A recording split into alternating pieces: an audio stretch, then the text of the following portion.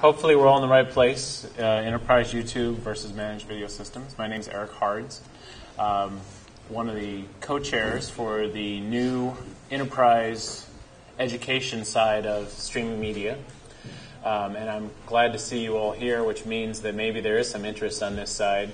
I've been attending the shows for about 5 years now. And every time it's great sometimes to sit, I don't know how many of you are in the keynote, fascinating stuff. I love it personally, but it doesn't affect me too much on the enterprise side. I'd love to have tvguide.com at work, but it's probably not going to happen anytime soon. So I think this focus that we're seeing more on the enterprise, I've seen some interesting growth, and I'm happy to talk to any of you after this. Our time is somewhat limited, so we're going to try and stay focused on this. But I've seen some very interesting changes in our enterprise as to the focus on video, and we'll talk a little bit about that, I think, with our panels. Unfortunately, we did lose one of our panel members.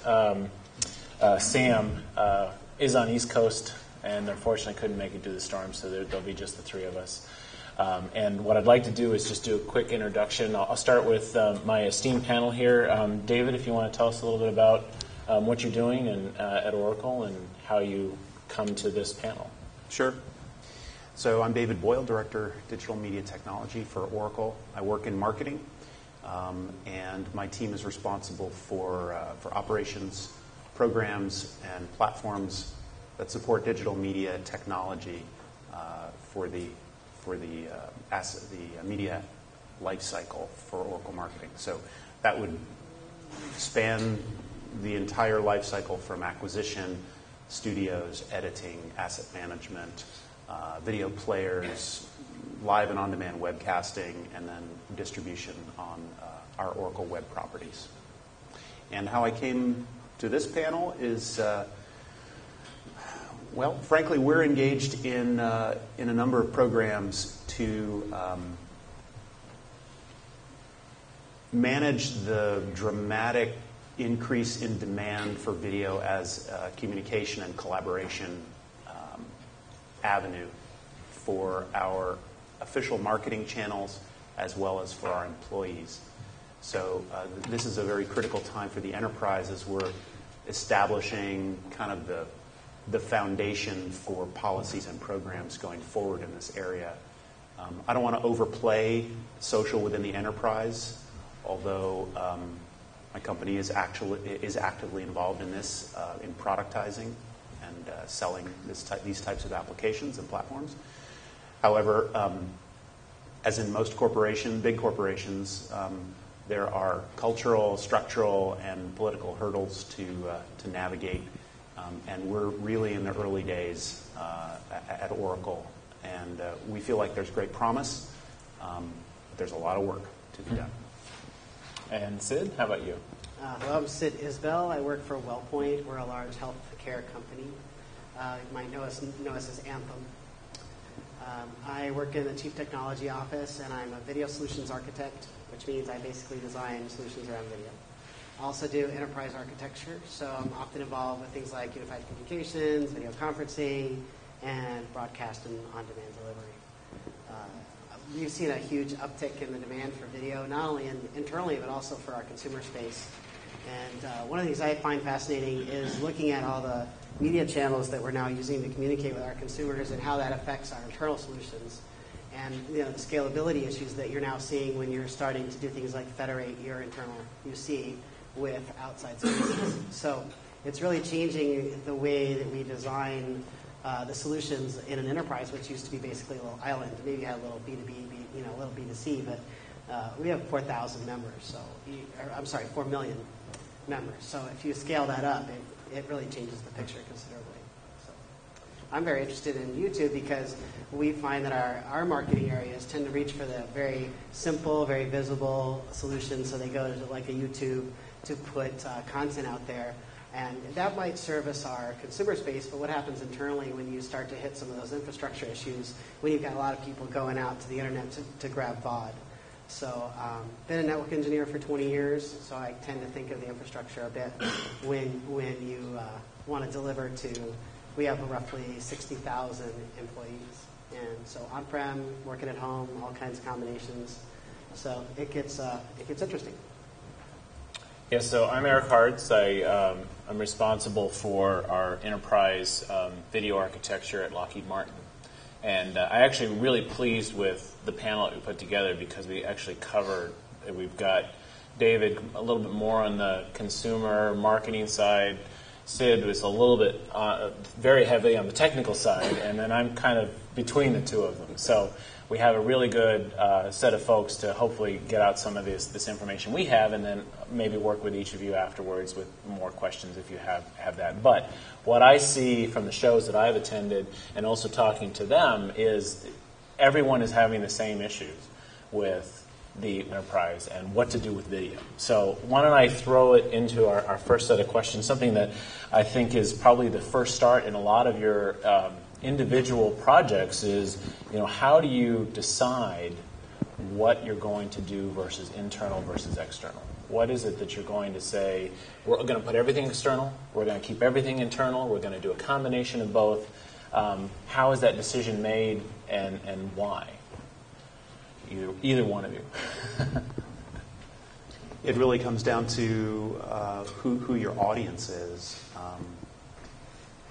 and where they are, right? I mean, you want to go where your audience is, and externally, the perception today is that the audience is on YouTube.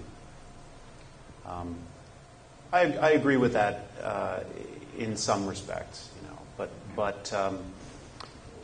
It's, of course, YouTube is not appropriate for internal-facing content or sales-related content. And much of the video programming that Oracle does in marketing is related to marketing programs as well as to sales enablement and training.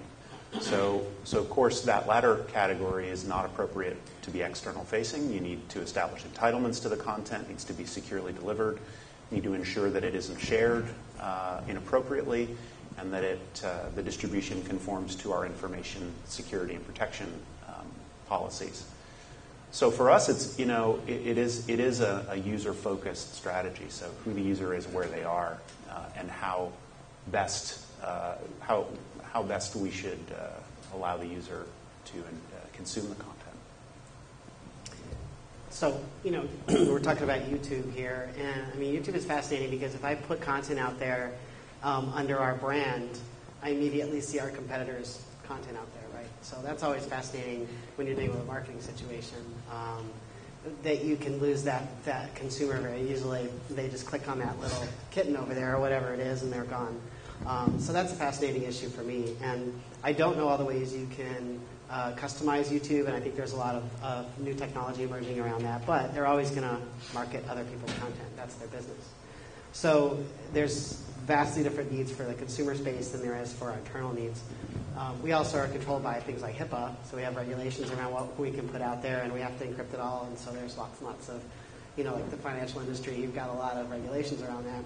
So we have challenges around things like, what do we do with all the work-at-home users? You want to deliver a lot of video, whether it's live or on demand, and if you're going to pump that through your SSL VPN and have this little aggregated spot where you're going to get a lot of concentration of bandwidth utilization, it becomes very challenging.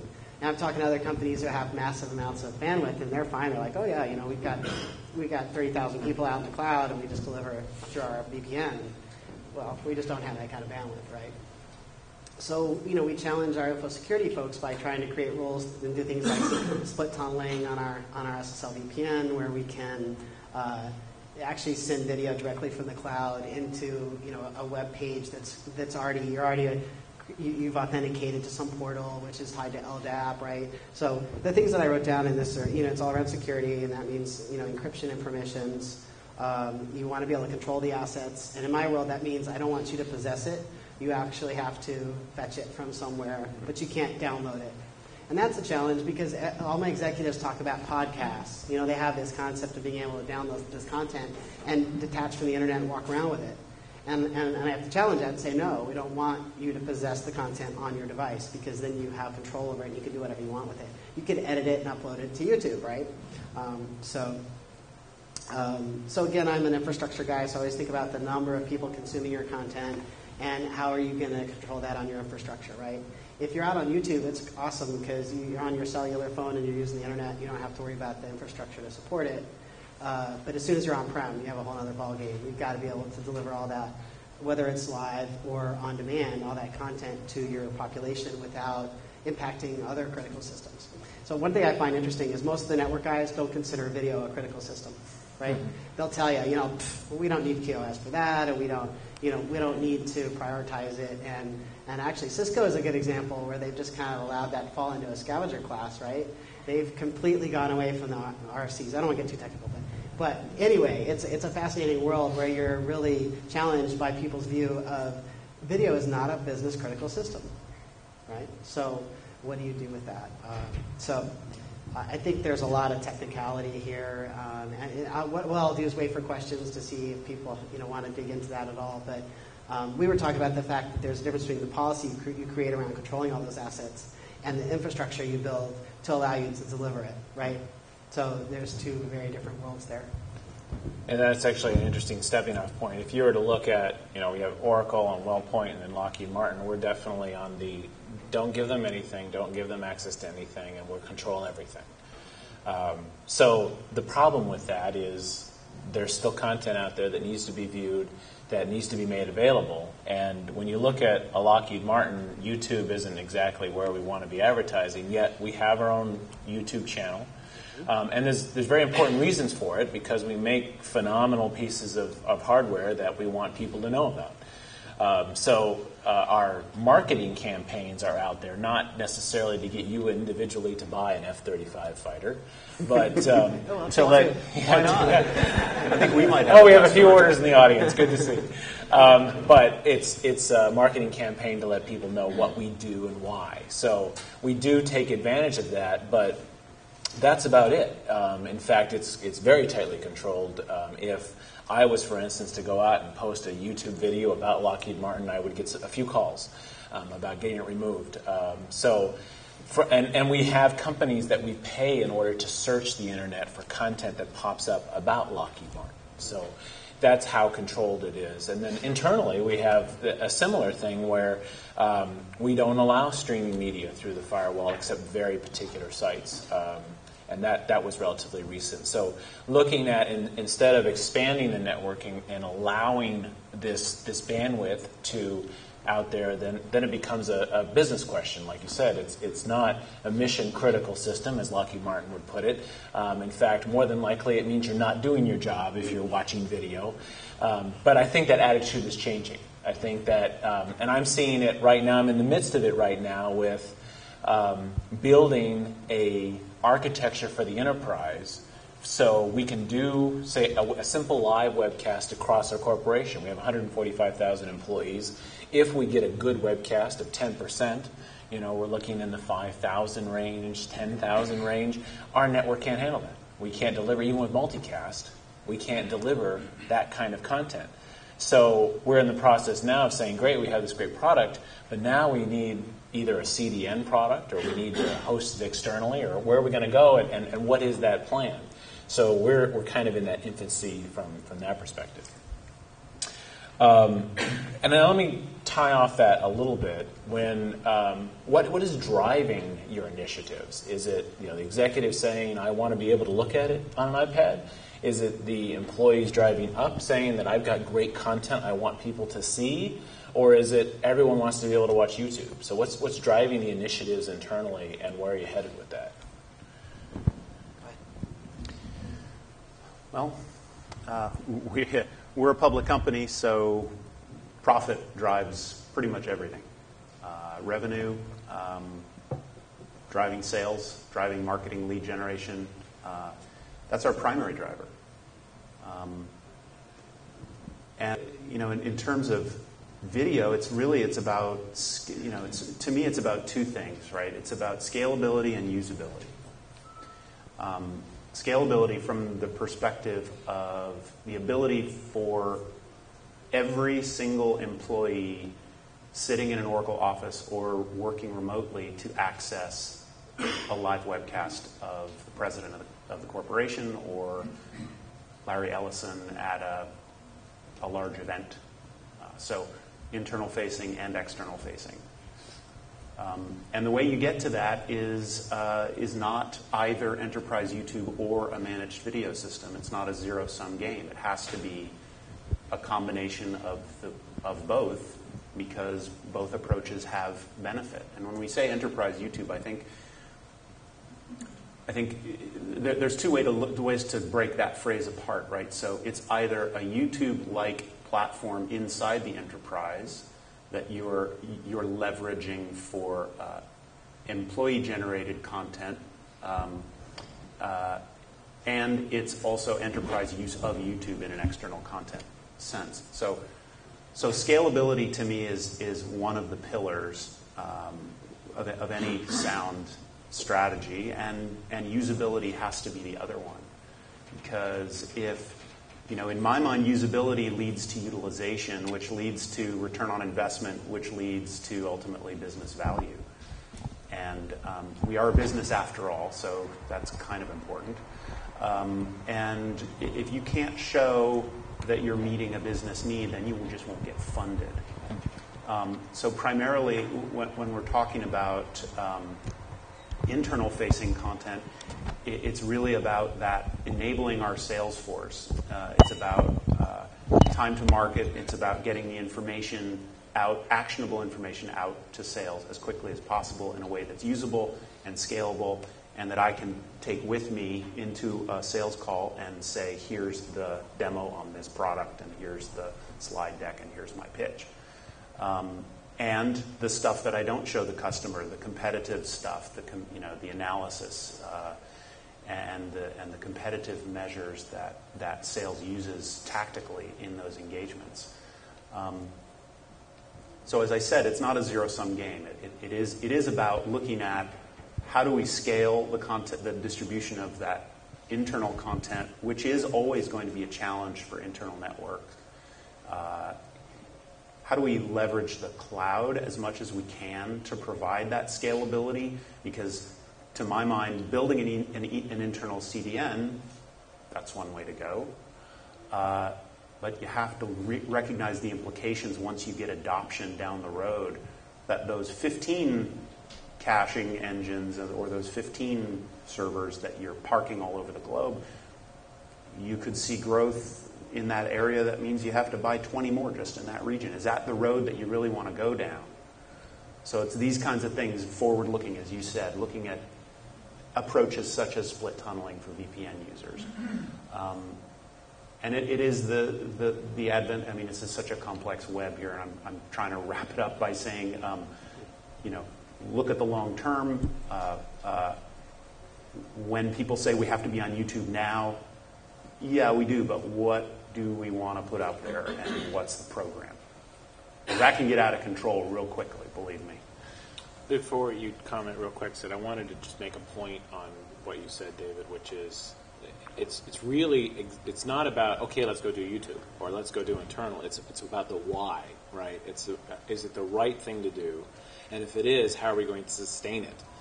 Because that's one of the things I think a lot of us, I know I am personally faced with, is, okay, let's go do it. Like, okay, but we don't have the infrastructure in place. And even if we did put it in place, is it the right infrastructure to carry what are we trying to do? Well, we just need video. Well, that's not that answer. It's not a program. Exactly, yeah.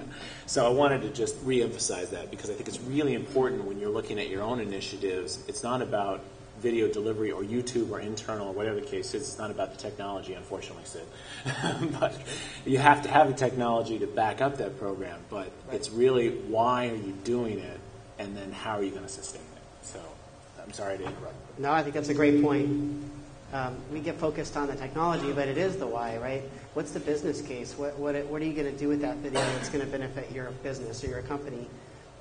So it goes to consumer facing. It's pretty obvious what you want to do, right? You want to get your brand out there. You want to market your products. What are you going to do with it internally? Like for us, I think our company's bought into this idea that you can save a lot of money with video on travel, right? So they banned all travel.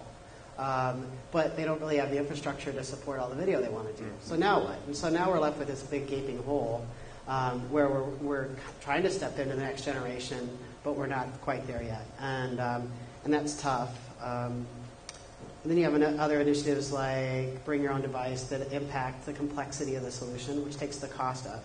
So now they're looking at, well, is there really an ROI there on banning all travel and being able to use video, right? So some of the things I wrote down are building that relationship. Like we have a company where a lot of managers have never met their employees, right? So now you have the ability to actually be able to interact on a more human level through video, right? So the upper executives, they use things like Cisco telepresence every day. But how do we take that down to the desktop with something like unified communications where we can really support video? And then, of course, well, now it's knowledge transfer because that's really important, right? You'd be able to, train someone who's in Bangalore, India, for example, or impart some knowledge that you can record and put out there instead of having to repeat it over and over. Well, now you record it and you put it on a system where you can do that knowledge transfer. And I think that's very important. The other why, I think, is just ease of business, right? People are so used to having the convenience of doing FaceTime on their iPhones or Skyping, and they're always curious about, well, why can't I do this in the enterprise space, right? Why is it so complicated? So with the new emergence of multi-channel contact centers, where now you're offering that out to your consumers again, well, we need to move that into the business space. We need to extend those channels all the way down through our contact centers and all the way back into the administrative portions of our business so that all those channels become completely ubiquitous, right? It's no longer that corporate island. You're looking at communication from Joe who works in finance all the way out to the customer. And so that's the model I think we're going to move towards. And again, lots of technical complexity. And the other thing I would think that adds that is social media. Social media is becoming more and more important to the business. You're able to have that barometer out there where you're constantly being able to test the temperature of the consumer market, pump that into your business, do analytics, and then be able to change your business. Like for us, one of the feedback we're learning, and this is kind of a no-brainer, but our explanation of benefits is too complicated, right, for a healthcare company. Well, that's kind of simple. I mean, that doesn't take a lot to figure out, but for some reason our business didn't realize that until they get feedback from things like social media, and they start to change our business. So it all ties together into a strategy that encompasses more than just video, right? It encompasses lots of different communication channels. Yeah, I wanted to add something to what Sid said in that in the enterprise we're challenged with user expectations that are developed on the consumer web and in consumer apps space. So if it's not usable, if it doesn't just work, it's not going to get used. You can you can throw as much money as you want at a solution, but if it doesn't meet those expectations that your user has, which is, they're the same user that's using HBO Go, and they're the same user that's using Netflix and MLB at bat. If you give them a less than usable experience, you might as well just write all that expense down because it's not going to get, your investment's not going to pay off. And that's a difficult argument to have with IT and the internal apps development teams. Essentially you want it to be as good as the consumer apps and the consumer sites. So that's where we come from. For a tenth of the cost, right? Because your enterprise doesn't want to spend what they spend on those consumer apps. And I so agree with that statement. You've got one shot at it.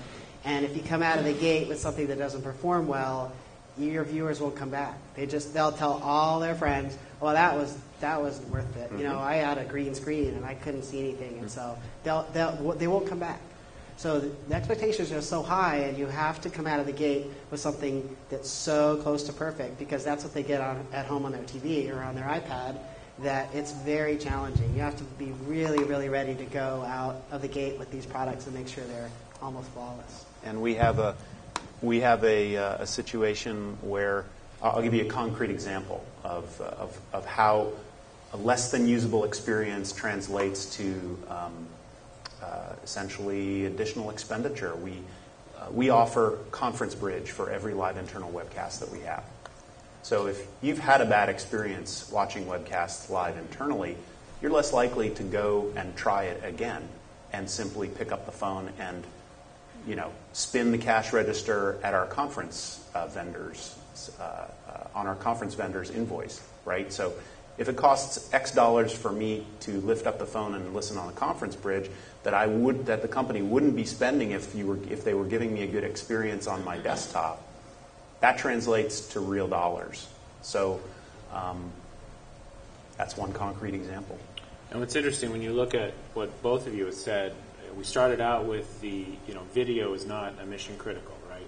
However, we're basing our ROIs on using video as opposed to travel. Mm-hmm. And the reason why I mention that is because of Sandy. I had folks who had planned on doing VTC webcasts to their audience as opposed to traveling to a single location for a meeting. Well, our VNC, our Video Network Management Center, is down. Wow. So here's a conference nobody traveled to, no one gets to see because it's not supported as a mission-critical environment. So again, going back to if you're going to use that for an ROI, if you're going to say, yeah, let's get rid of travel, we'll make this a business-critical application. We need to make sure that they can connect and communicate. So it's not about, well, let's just see if we can stream a video and see what happens. Mm-hmm. So I wanted to get back to that point because I thought it was good. And we also talked a little bit about the difficulties, right? So not only is it the management of your internal system and your external system, but there's also technical difficulties. And how is that relating to bring your own device and mobile devices and the growth that you're seeing in video content to the desktop, and how are you dealing with that? It's a big question. Well, there's tremendous technical difficulty when I don't want to say difficulty. I'll just say complexity when you start to talk about bring your own device. Because I'll give you an example. We're XP. We just moved to IE8. Just. So we have a fairly old infrastructure. Now, IE8 doesn't support any of the new HTML5 features, right? So we don't even have those options. And then you got a bunch of people who are doing bring your own device. So now they're starting to come in with iPhones and iPads. And our wireless, security structure is such that if you can connect to wireless, you actually have to loop out to an internet DMZ and connect to SSL VPN. What kind of performance do you think you're going to get if you try to play video content over that solution, right? So, now you have to say to management, well, now you have to implement something like network access control on your wireless in order to support all of these mobile devices. Oh, and by the way, you have to have some sort of remote device in order to deliver video on demand, and the complexity just keeps going and going and going. And the money keeps increasing, right? And so, they want, but they don't want to spend. So and a lot of times you don't have resources on staff with someone like me who has a lot of experience, so they bring in vendors. And I just want to say, I don't want to knock any vendors, but you get a particular perspective. Don't have the knowledge to challenge that particular perspective. You end up with solutions that may not be perfect. I'll just put it that way. You may end up with solutions that have a lot of gaps or things that you didn't identify because you didn't know the right questions to ask. And I think that's a super challenge right now in this area with the big vendors who are out there supplying and supposedly end-to-end solutions. I don't know of any end-to-end solution. Like, to me, you have to go hybrid. You have to go in the cloud and you have to be on-prem, right? You have to have some device that's going to deliver to the edge. You have to have a device that's going to containerize the video properly for mobile, right? So there's so many things you have to have in that solution, and I don't know of any vendors that have anything that meets that across the board. Yeah. Did you want to add it? Yeah, so when we talk about complexity, this area of bring your own device really epitomizes or is a good example of the challenges that we face. I mean, we can talk about the challenges of delivery of secure video over VPN infrastructure, which is not always a good idea. Mm-hmm. We can talk about bandwidth-challenged regional locations. We can talk about folks in remote workers who have ISPs that are less than not a fat pipe for the last mile. But this area of mobile and tablet OS fragmentation, device version fragmentation, vendor fragmentation, features and functionality fragmentation, it creates an impossibly complex matrix of requirements for delivering content. And I think, the day is coming when our standards, hopefully, will begin to align more closely and into a narrower range. But right now, I mean, that's a huge complex web. But then you're talking about non let's just say HTML5 only browsers, like this whole announcement, this whole situation with Microsoft and IE10 and Windows 8 about, Metro mode versus desktop mode, flash whitelisting. I mean, your brain explodes when you try to rationalize this stuff and prioritize it based on what your adoption is, right? So these are the things, short of what a Lockheed probably does by saying you must have X device running X OS and it must be remotely administered or else you can't have it and you can't access the content. And that has its downfalls too, by the way. That's right. But we've taken a different approach. Our IT has officially ended support for an official Oracle web browser, right? So that has benefits for the user, but it also has challenges for delivery of content. And then you want to talk about adaptive design and how you rationalize all these different endpoints and display methodologies into something that makes sense, that you can consolidate your production and distribution. It's just not possible today. So these are the equations that we're all dealing with, and I think we will be for some time to come. I think there's one point I'd like to take out of that, because you had mentioned Lockheed as well. We are standardized on IE, but when you're looking at the future, when you're talking to those vendors or developing your system or using an external system, asking yourself those questions of, well, what other browsers does it support? Maybe we're not using them, but you probably will be using something different eventually. And I think those are some of the questions that don't always get asked when these initiatives kick off, especially like you take Lockheed Martin. We're on IE, so therefore it only has to support IE. That's all we care about until we don't support IE anymore. So something to keep in mind from that perspective. One other thing I just wanted to say is there's one other thing that's emerging that's going to even further complicate things, and that's VDI. VDI is huge, right? Everybody's like, oh, we're going to save so much money. Well, how do you deliver media-rich content, whether it's one-way or two-way, on a VDI platform? That's a huge issue. So, and the other one thing I want to say about Bring Your Own Device is that our company instituted Bring Your Own Device against to save money.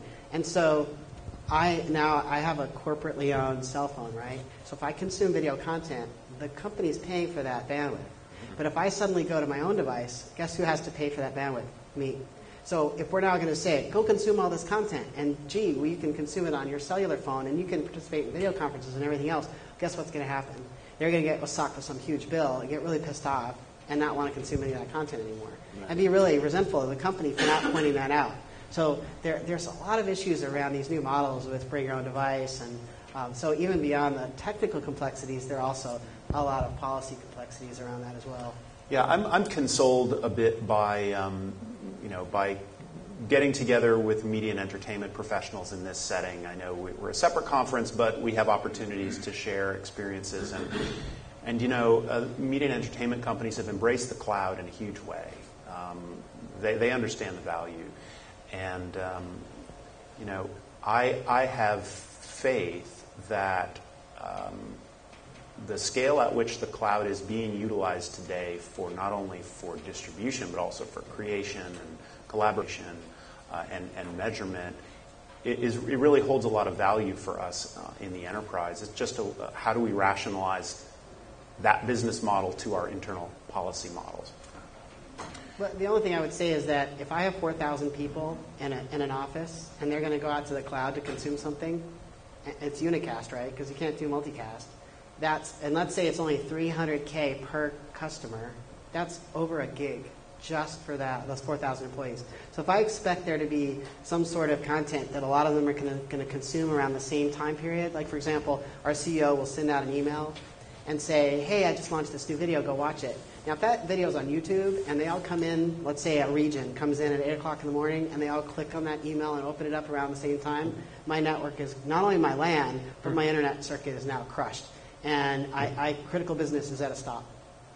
Now, video is not only non-critical, it's going to be completely eliminated because I now went out and impacted their critical business. So I love cloud, but I had talked to my executives around the fact that if you have a large on-prem presence, you have to do hybrid. You can't really go to the cloud. And believe me, they sit on airplanes and they read these articles about the cloud and they all want to do cloud, right? Cloud is the answer. But being a network engineer, I go back to that. Hey, dude, did you think about all that bandwidth you need to go out to the cloud, right? So Bandwidth, yeah, right? Yeah. Yeah. Well, we have about 10 minutes left, and I want to open it up to questions, and we've got one back here. I'm not sure if I'm not hearing that you're offering a kind of a false choice, and it goes something like this. You're saying either we produce video that's of a Hollywood caliber or don't try. And I don't see that out there. I do a lot of industrial work. I see a lot of vendors who put YouTube videos on YouTube that advertise their products. I see vendors that have videos in their own websites that are just simple downloads. I see educational guys doing little tutorials all the time.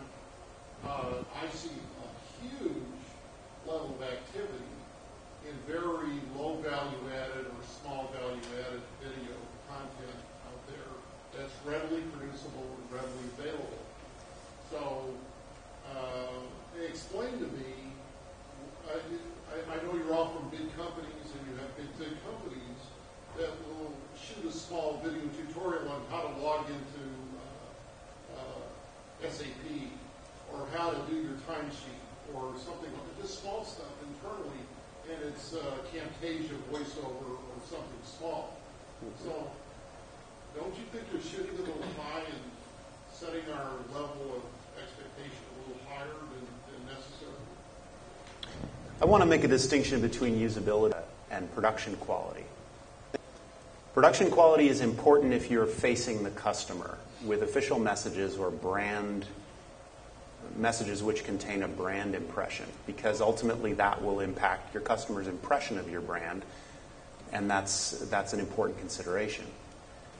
However, for non-professionally produced content, it's important to allow the content producers and subject matter experts who may be frontline employees, coders, developers, database administrators in our case, the opportunity and the forum to present content which, although is not generally overwhelmingly popular, right, in terms of view count, it may have an extremely interested cadre, interest group that for whom it's extremely relevant and valuable, that may not translate per se into return on investment from a business value standpoint, but for that contingency it's extremely valuable and deserves a place in the continuum of content which your organization produces. Indeed, in some contexts, content of a lower production value carries with it more authenticity and by the same token, more credibility. So it is an extremely important part of the content ecosystem that an organization produces.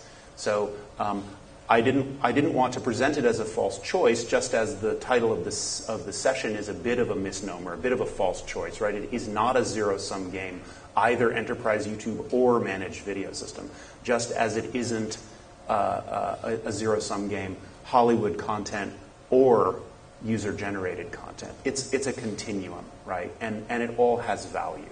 Is there an emerging tendency toward corporate policies toward posted video? You know, I'm Lockheed, but I decided to post something to YouTube because I think it's cool, but I'm obviously a Lockheed employee or something like that. I mean, is there a corporate policy on what is to be posted? Yeah, and that's one of the things that I wanted to mention. Your question is excellent because what you have is all of you are going to be facing this, I want to create this video to help people, right? Now, the conversations I'm having are, well, that's not what we pay him for. Have him go work with the video people to go create the video he wants to create. Or if they are going to create it, well, that means we got to get him a camera. If they're going to get a camera, we got to get them the software, and there's costs associated with that. So those are the conversations that I'm having at the corporate level with how do we get this great knowledge? And then finally what comes into that is what if they don't tell it right? What if they circumvent the policies which we've put in place by saying there's an easier way to do this, let me show you, right? So those are the conversations we're having about this. And from a Lockheed Martin perspective, I mean, it's even harder because I could say something today that as a Lockheed Martin government somewhat controlled corporation that could be considered import-export controlled material, and suddenly there's tens of thousands of dollars of fines on my company for just saying that on camera. So huge instances of where there could be problems with that, but we have all the people internally saying, I would love to do this. I'd love to share my knowledge. I'd love to be able to make it easy. And those conversations are happening too. Webcams on desktops, Camtasia in site licenses, so that people can create that content. But there's this huge dichotomy between, are we going to allow anything, or is there needs to be some kind of approval process in order for people to do that? Don't have the answer. I just want to add one quick thing. There's a real difference between I'm going to sit in front of my webcam and use Camtasia to create something and what the CEO expects, right? And the CEO doesn't want to know that there's a lot of technical gotchas around doing something like a camera and a presentation and running that all through one encoder, and the fact that it's really hard to come to a compromise when you've got a camera with a lot of movement and a presentation. Why is the text fuzzy, right? And all of a sudden, your broadcast system that they just spent all this money on is pointless because people can't read the presentation. So there's a lot of things to consider. I think you're right on the money for that sort of that sector where you've got someone creating, it's either a marketing department or someone creating something for YouTube. And let me say something about YouTube. YouTube does a spectacular job at making video seem really easy, right? And it's a big enemy in a way because they make it look so easy. It plays on everything, and it just works. I mean, I hear that all the time, right? But it plays on my iPad, and I can do it from anywhere, right? And that's not as easy to do. So I think you just got to have these. And the other thing I wanted to say is legal, right? If you talk to our legal department, they don't want you to record anything. They don't want you to record audio, video, nothing. So don't put anything anywhere, and then we can't get sued or we can't be held liable, yes, right? So absolutely. that's a big corporation like us. They're like, we don't want to see it. We don't want to see it anywhere. Don't record it, right? So. And if anybody asks you, we don't publish any video anywhere. Right, so exactly. So it's just not happening. issues there. Over here. So you said just a few minutes ago that in the example where the CEO sends an email with a link in it, you can run into bandwidth issues if that's posted on YouTube.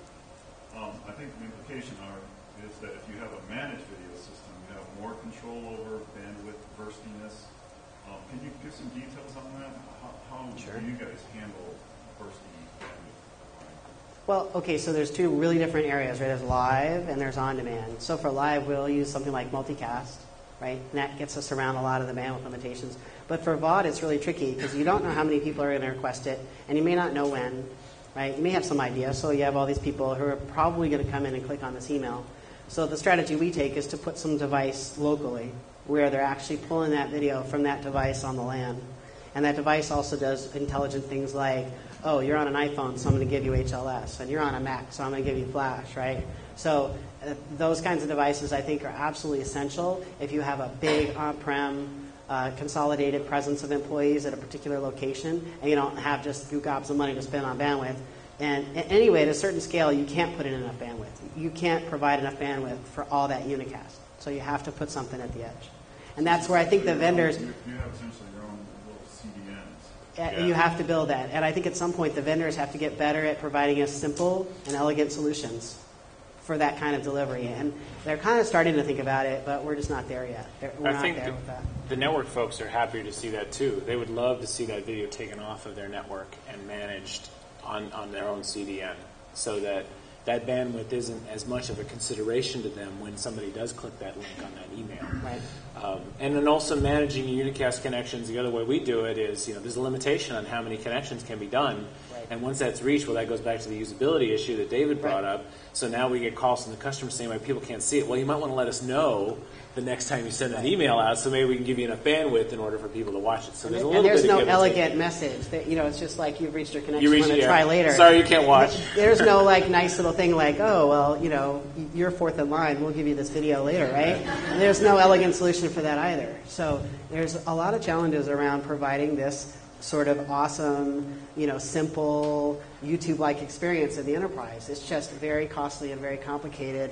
And the executives, they almost stick their fingers in their ears and they're like, we don't want to hear it. Just do it, right? Just do it. That's and I'm right. like, okay, we'll give you $5 million. And they're like, well, wait, what do I have to pay $5 million for? It's so easy on YouTube, right? Okay, I shouldn't take one more question, but I'm going to take one more in the back there. So, do you guys have any best practices on the quality of the video? And as an example, I'm from Cisco. We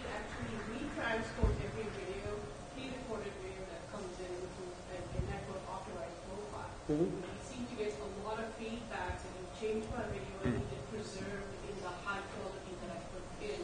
Is there best practices or other areas that you guys are improving these things? I think the best practice depends upon your network, right? Like if you have sites where you've got, let's say, a T1 feeding a site, how many people do you have out there and what can you support? Do you have people on cellular phones? What's your device policy? It gets really convoluted, but I think it goes back to what's your security policy, what's your bandwidth, and then trying to figure out what can I use adaptive streaming? Do I have browsers that can take advantage of that, right? Or do I have a mobile app that I've designed? What kind of players am I using?